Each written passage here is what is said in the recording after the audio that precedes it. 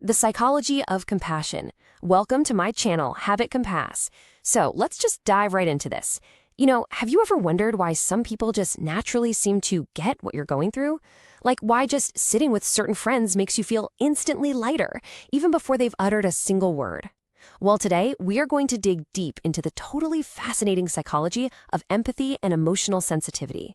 In this video, we'll be breaking down exactly what makes someone a truly exceptional listener, and we'll map out the hidden mechanics of compassion that are literally happening right in front of us every single day.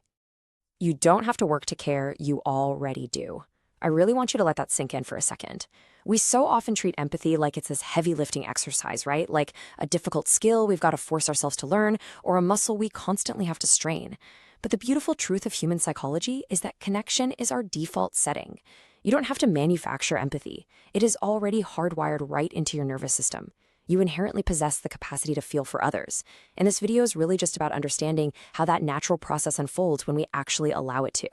Section 1. The power to care. Visualizing empathy. To truly understand how this internal wiring works in real time, let's break down a really simple visual metaphor. Picture the stark contrast in physical and emotional energy between two people in a deep conversation. On one side, we have our distressed speaker. You can totally picture this, right? They're talking rapidly, their arms are waving around, their heart is practically pounding out of their chest. It's the visual definition of high anxiety and distress. But then look over at the other person, our sensitive listener. Notice their posture. They aren't matching that chaotic energy at all. They are standing perfectly still, firmly grounded, but they're leaning slightly toward the speaker.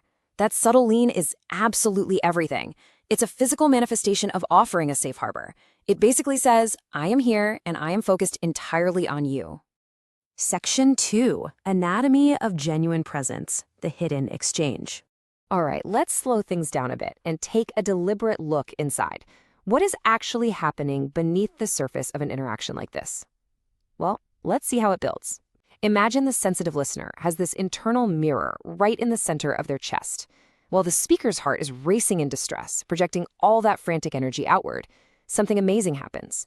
The listener's internal mirror catches and reflects that fast heartbeat. So they aren't just hearing the words, they're literally internalizing the rhythm of the other person's pain. They're mirroring the emotional state.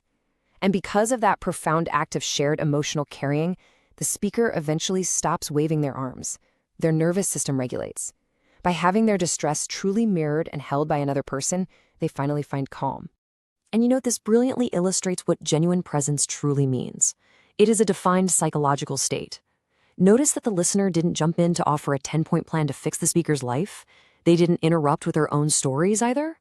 Genuine presence is achieved when the sensitive listener absorbs that emotional weight to the point where they might even shed a single tear. And that tear isn't a breakdown. It's a profound physiological marker that the emotional circuit is complete. The pain has been shared, recognized, and validated, which results directly in the speaker finding their calm. Ultimately, it's the sharing of the space that heals, not the solving of the problem. Section 3. The best listener. Reframing sensitivity. We're moving into our final section now, and I really want to completely reframe how we think about this kind of emotional reaction.